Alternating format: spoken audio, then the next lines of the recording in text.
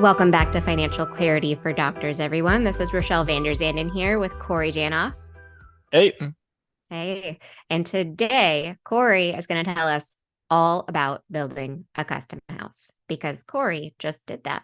And he just moved in last week. So congrats on that, Corey. thank you. Feeling settled? As settled as you can be after a week of Absolutely. moving. But Yeah. yeah, it's an experience. I've had a number of clients do this in recent years, and in the area I live, it's actually like pretty common because there's just not a ton of inventory available. And like all over the country, you're running into that. There's just not a lot of inventory available. New construction now makes up, I think, about a third of home sales. Which By is some, unusual. That's not a normal percentage at all. correct. Normally it's in like the 10 to 20% range, but just due to lack of inventory, builders are building because there's demand and they're, arguably one of the only games in towns unless you want to get into a bidding war and everything.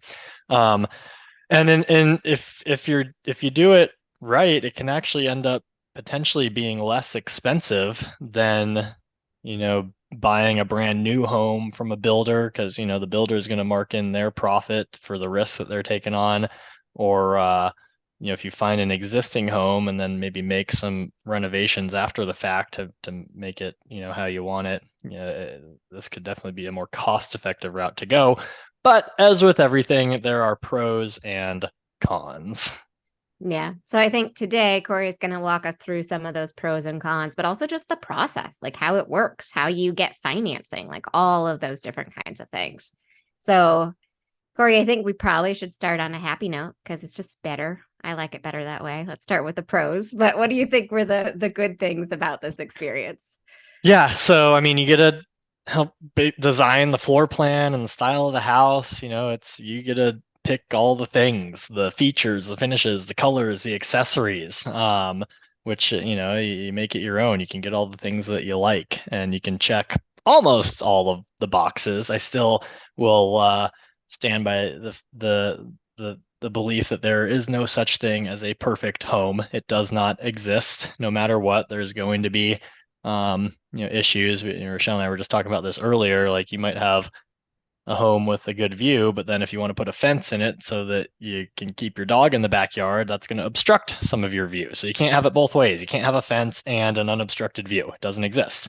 Um, but yeah, you can, and like I mentioned earlier, you can potentially, you know, spend a little less money depending on the area you're in and what you're trying to do than you might be spending if you were to buy an existing home that met the exact same criteria. Because with the builder, like they're not really taking on much risk. Like you're paying for everything. So they don't have to worry about material costs changing, labor costs changing, they don't have to mark things up as much.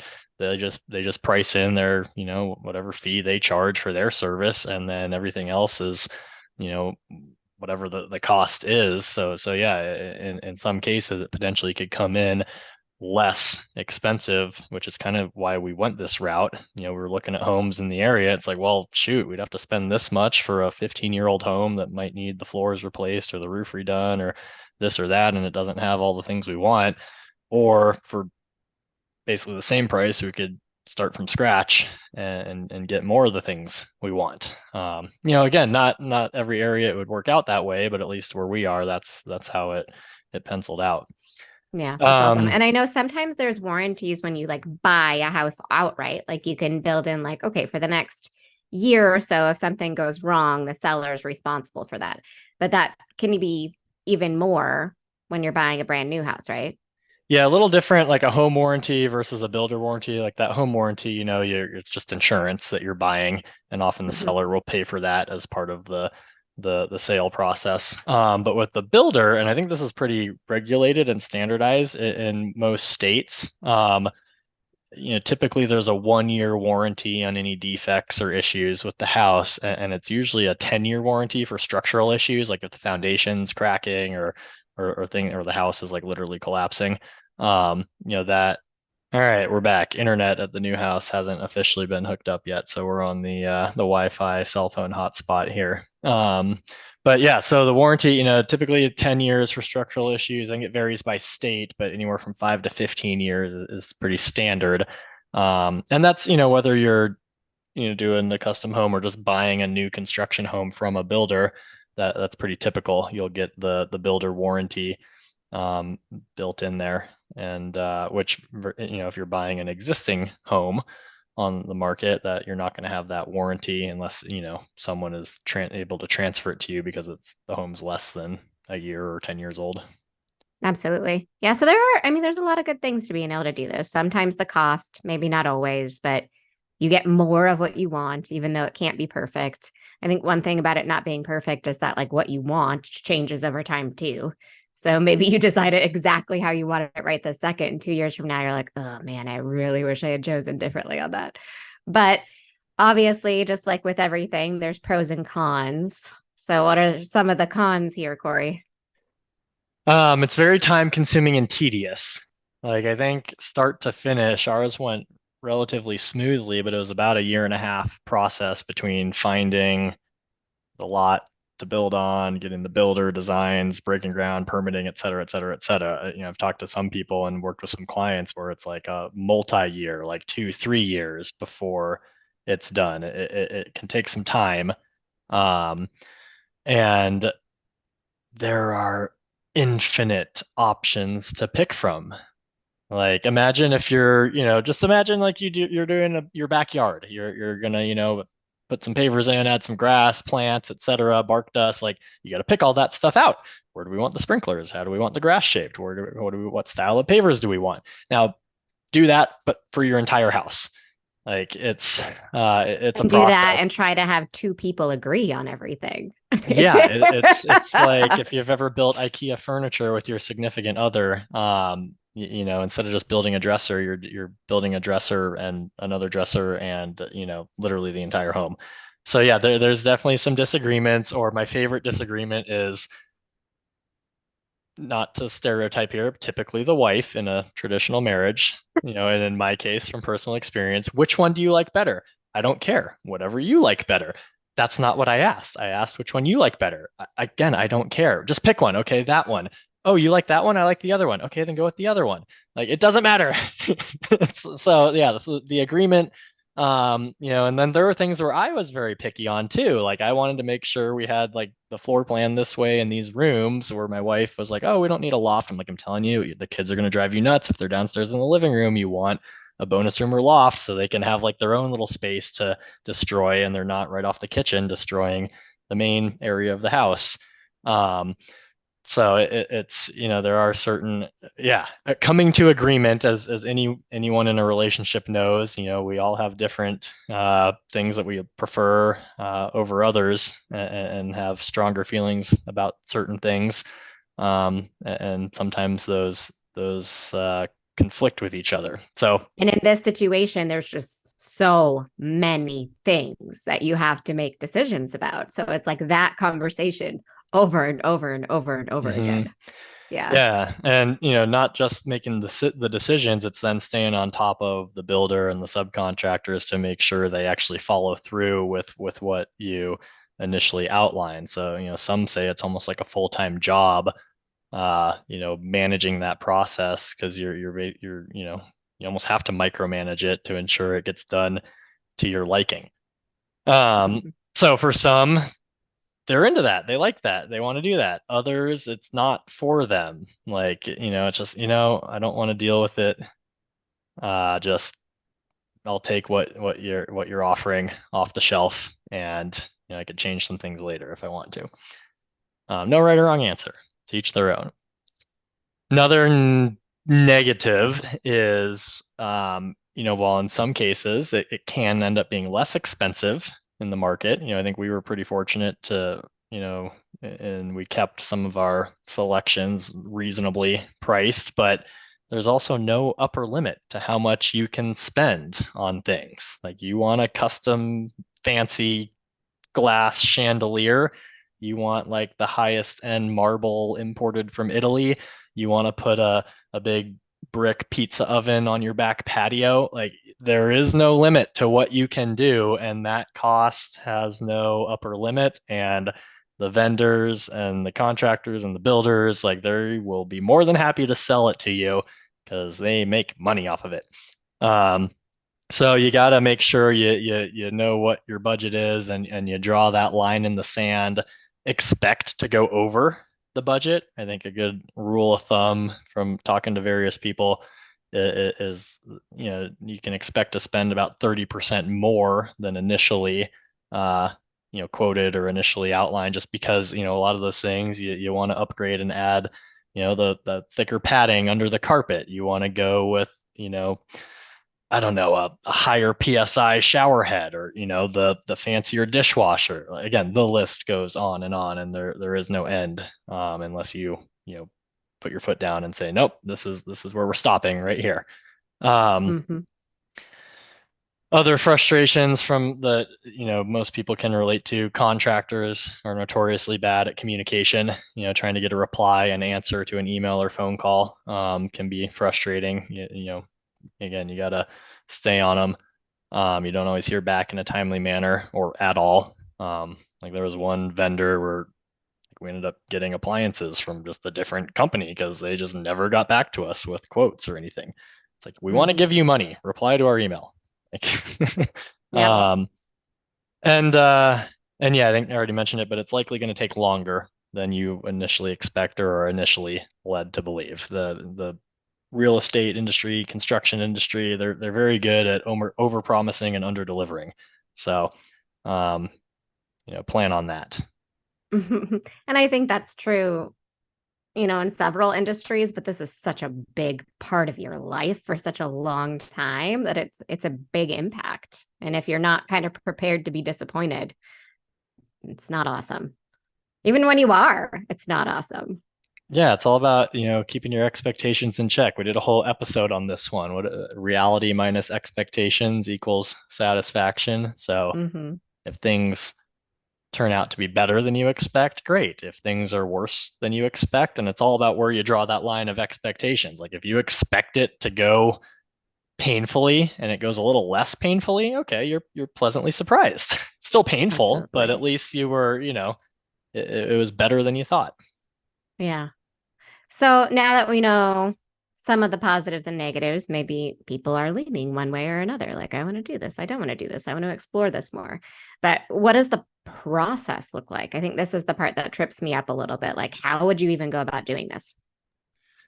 So there's, I guess, several ways you could go about it, but from the onset, you need to pick a piece of land that you want to build on. And in some cases, like a builder will own lots within a new development, and you have to work with that builder, or you could, work out an arrangement to where they, sell it, and or you buy it from them and bring in a different builder if you want. But you got to find the land, the lot that you want to build on, whether that's in a new neighborhood or, in the sticks or wherever.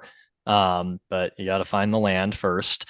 Probably smart to do an on-site visit with the builder and the architect to get an idea if this lot is suitable for the type of home that you're wanting to build before you go ahead and purchase that lot.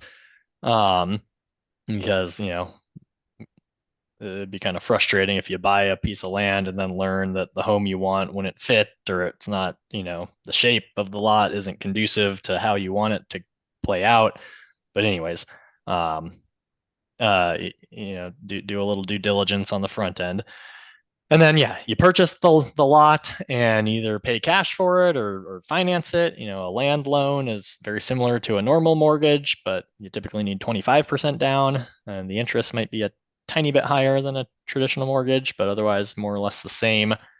And then you find an architect to design the home, and the builder to build the home. Now, sometimes those go hand in hand depending on, the company. Some larger operations have in-house architects that will design homes and build them for you. Others, it's, they might have a relationship with an outside company that they like to use, or you just Google and or ask a referral, hey, who's a good home architect, a home designer, and have them design it and then find a builder to build it.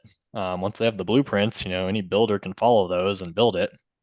Um, But that, you start with the floor plan, how many bedrooms, bathrooms, etc. How many floors, what floors do you want what rooms on? Do you want the primary bedroom on the main level? Do you want it upstairs, etc.? And be as specific as possible. Ask and you shall receive. Don't ask and don't be surprised if you don't get it. So you definitely want to be specific, and that'll also help reduce the back and forth and revisions and And maybe the cost because of that. yeah, you're paying the architect, they're going to have to charge you more if they're spending more time redrawing drafts. So, if you have it well thought out and you're very specific on the front end, that'll help bring the cost down of that design process. But um, it's kind of like a Tetris game. You tell the architect what you want, and then they have to try and fit the pieces into the puzzle. And nice thing is they can like shuffle them around after the fact to get them to fit if the initial go around doesn't quite work the way they want it to or the way you want it to. And they can get pretty creative too. Architect, this is their wheelhouse, so they kind of know how to fit things together so it flows nicely. Um, and then, a good architect will make sure they're looking up all the rules of the city and the neighborhood. If there are requirements, you can't build above this height or you have to have it this far from the street, that sort of thing. Because once the design is complete, it has to be submitted to the city for permitting. And if it doesn't adhere to the requirements, then they kick it back and say, nope, you gotta, redo this. This roof line is too high, or oh, you need to set it back another 3 feet from the street, etc. And that permitting process can, then it could either be pretty quick or it could take a while, depending on the city that you're in and how quickly they turn around things. But it could be as little as several days or several months. Again, it just depends on where you're at. And yeah, again, pick the builder kind of simultaneously to build the home. Hopefully, you've got some referrals from friends, or your real estate agent can vouch and say they've done a good job with previous clients. You might have some ideas from driving around and looking at homes or Instagram or whatever to get an idea of styles and designs that you like and who's done what. But I think the biggest things when picking the builder are quality, timeline, and budget. Do they make a quality home? Can complete it in a reasonable time frame? And is it hopefully as close to the desired budget as possible? And we'll talk more about that in a little bit. But Mhm. So I noticed and communication isn't on your list, but you said that that's sometimes a challenge. Is that just like too much to ask? well, that's from start to finish. It's the entire process is Yeah. communication. And yeah, you're going to bang your head against the wall sometimes, but hopefully, when you start vetting people to do this for you, if you're interviewing or reaching out to multiple builders, all right, the ones who respond to emails and phone calls in a timely manner right out of the gates, all right, that seems to be a good sign. Now, there's also a bit of that campaigning, like we ran into this in some cases for certain subcontractors and vendors are really good at getting back to you on the sales part of it, but then once it's time to get them out there and do the work, it's radio silent. Yep. So, there's always that too. But that's where if you can get some referrals or like, you have a friend or a real estate agent to vouch for and say, hey, they do a really good job, they're really good at this, then at least you have some of that to, you know, give you a little more confidence. But yeah, throughout the whole process, communication is a big one and a big challenge, I think, no matter what. Hmm. Um, and then once, the permitting is done and they're, getting ready to break ground, along the way, that's when you're going to start picking everything out from the, Sounds like my nightmare, honestly, Corey. Like, yeah, credit to Lindsay for doing most of this stuff and putting up with me for just not caring. And maybe that's a better Mhm. thing, but yeah, like the paint colors, the appliances, the flooring, the countertops, the cabinets, the cabinet hardware, the light fixtures, the tiles, the color of grout between the tiles, the shower heads, the towel rods. Where do you want the towel rods hung in the bathroom? How high? Which wall? the toilets, the landscaping, the list goes on. It's a lot, like And which it's so hard to visualize. It's not like you have a space that you can walk into and be like, where do I want this towel rod? You have to just all like, yeah, Well, you I can would, kind of like some of that stuff can be decided after the structure is built. Like, all right, that's we got it true. framed out. Here's where the Yeah. shower is, the drywall is done. All right, where do you want us to hang this the towel rod? So like a lot of Yep. that stuff can be done after the fact. Um, but but yeah, like some of it it's just kind of blind faith. All right, are these floors and these counters gonna go well together with this cabinet color? And here's some samples that we're gonna guess with. And yeah, some like I guess you could go tour some existing homes and be like, I want that. And then they can do that for you. Or Well, and if you really want to spend some money, you can pay someone to do that too, you know, like, yeah. or pay someone to help you with it at least.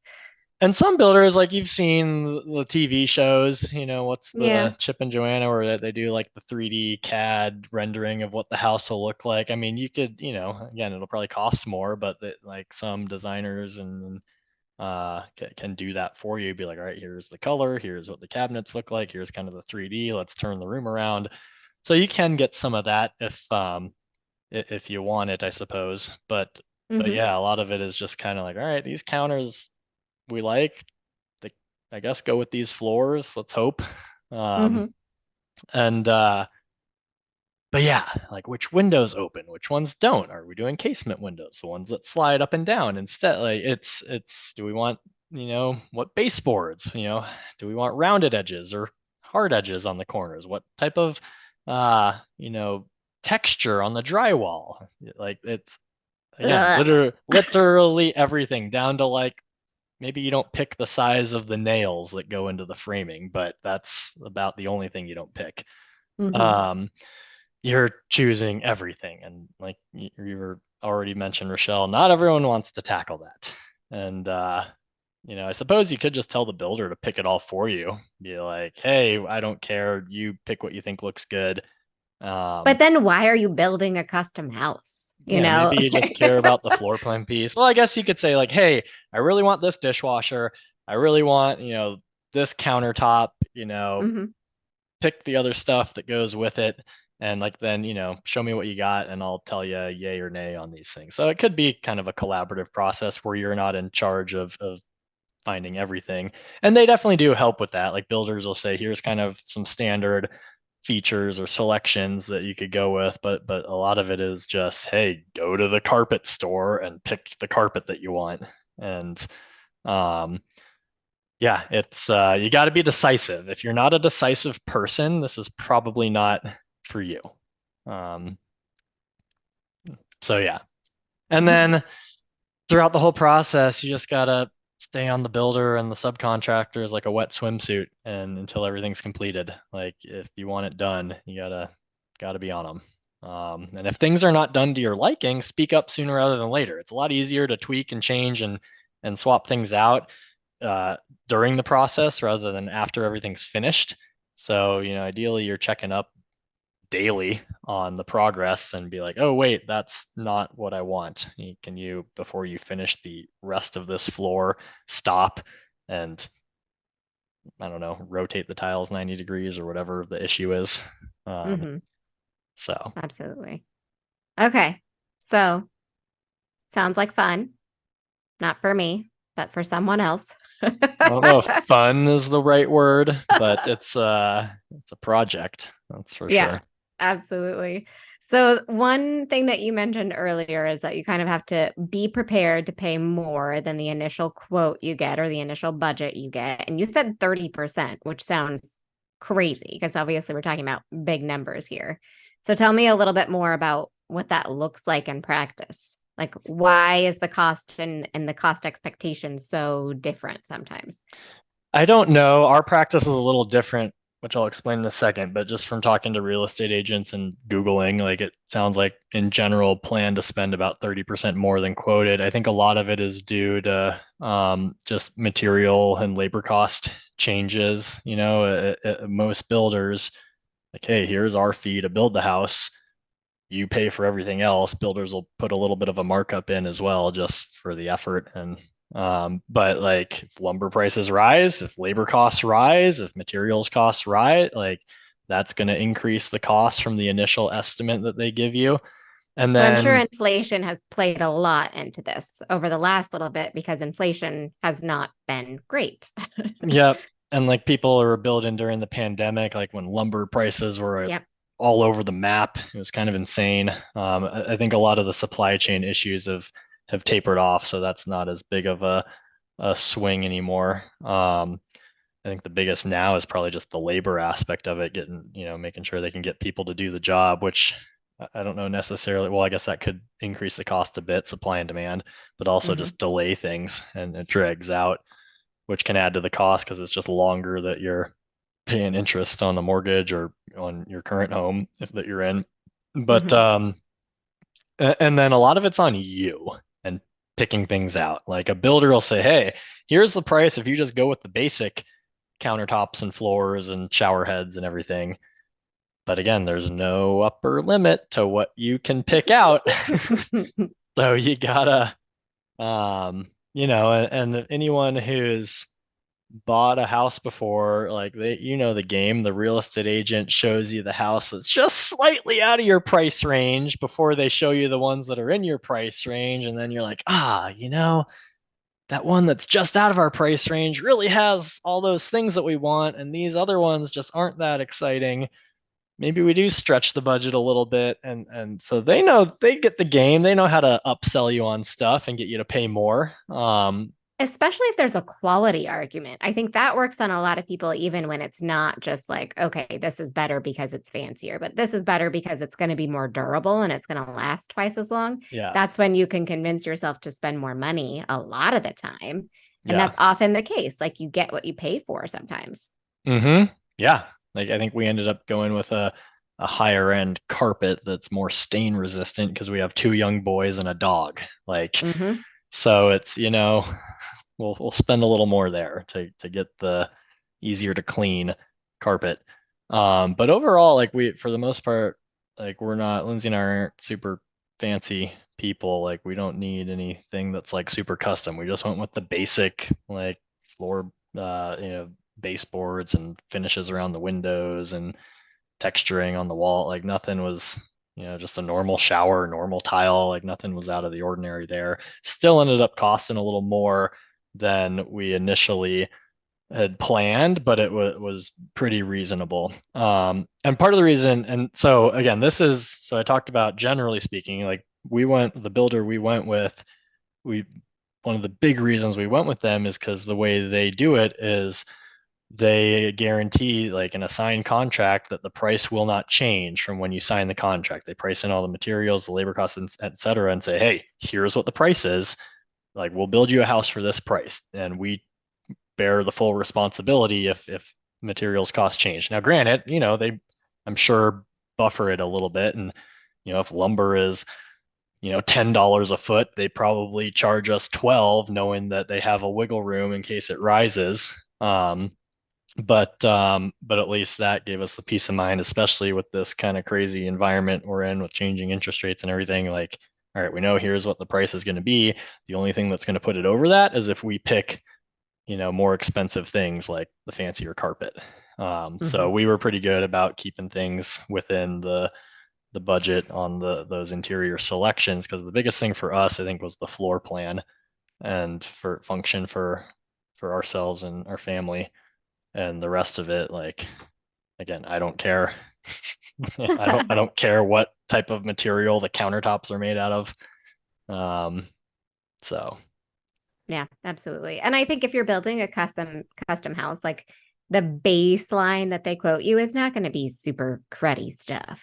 Like they assume you no. want a certain level of quality. So yeah, it's Well, kind it of somewhat built in. depends on the builder. So that's where, Yeah. interview builders, look at some other projects they've done, ask a lot of questions. Like, hey, you're telling me it's this price. What does that include? Like, what finishes are included in this, standard pricing that you're giving me?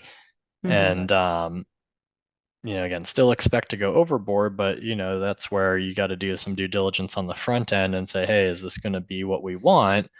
Um, and if so, great. If it's like none of the stuff you like, all right, maybe we go with a different builder, or we got to just reset our expectations a little bit.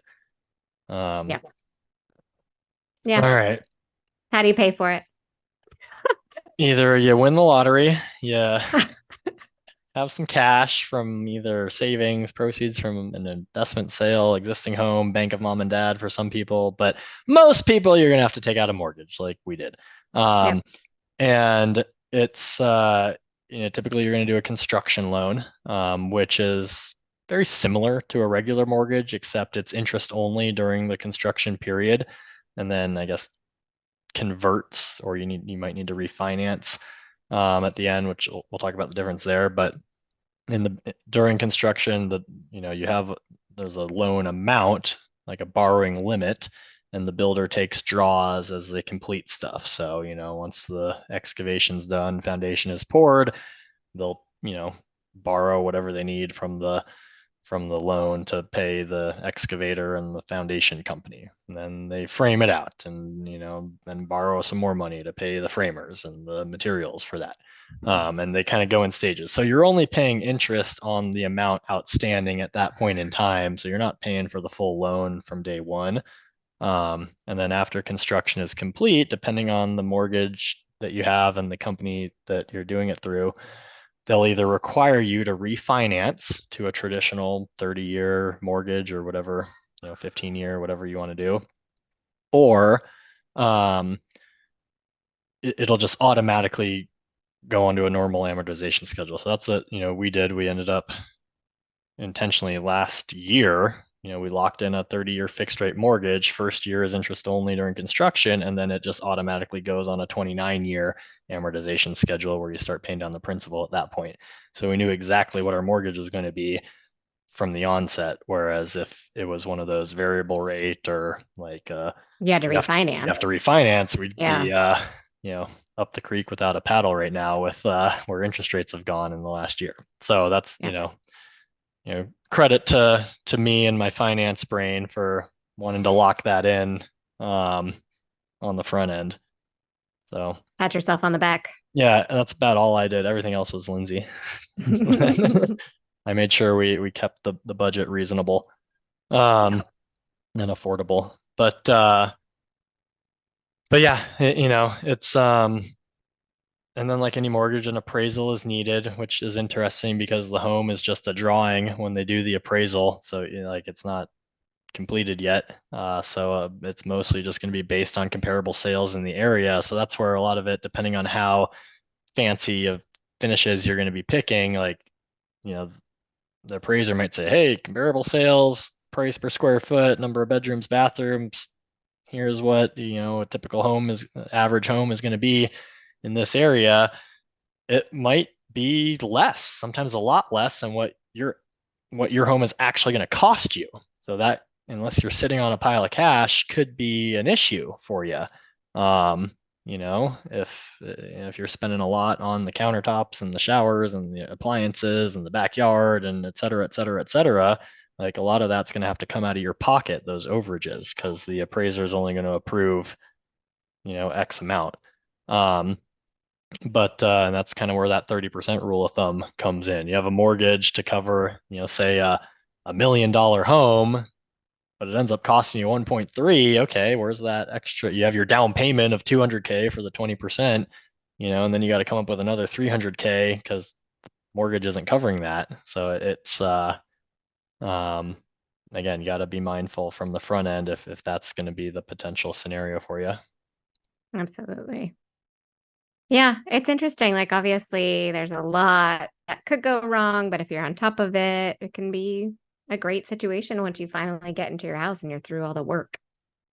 Yeah, our experience compared to some friends of ours and clients have talked to and et cetera has gone a lot smoother than some people, which we're thankful for, but still it's a process Yeah, just to keep it simple. And yeah, hopefully you and your partner have a strong relationship, and this will only make it stronger for you. But prepare to be especially frustrated. when you're done. Yeah, prepare to be frustrated at times. It's going to take longer. and probably cost a little more than you initially are quoted. But yeah, enough with the negatives. Like you get to design the home to your liking. You get to check more boxes that way than you probably would be able to if you were looking for existing homes. And yeah, at least in our case, it was, to get the same home, it probably ended up costing a little bit less than if we were to find a similar home on the open market that already existed. So I Yeah. guess a win there. Well, thank you for sharing your experience. You're a wealth of knowledge, and you won't know any more about this than right this second, probably. No, hope to never do it again and Yep. forget it all. Yep. Awesome. Well, if you have any questions, email Corey, not me. He has all the answers about building a custom house. There we go. Go team.